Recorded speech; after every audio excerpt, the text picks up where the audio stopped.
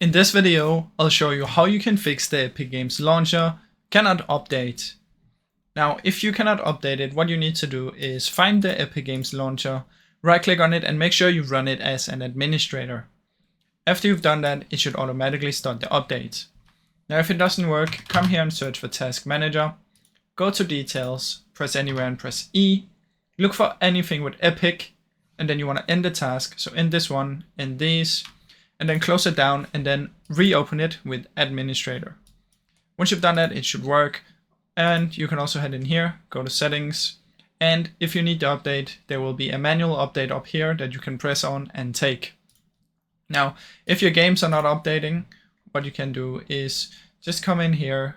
And like I said, close it down, run as admin, come in here and go to manage and then try an update from in here if it doesn't work. Now, I really hope you enjoyed this short video. If you did, please leave a like and subscribe, as it helps me out a ton.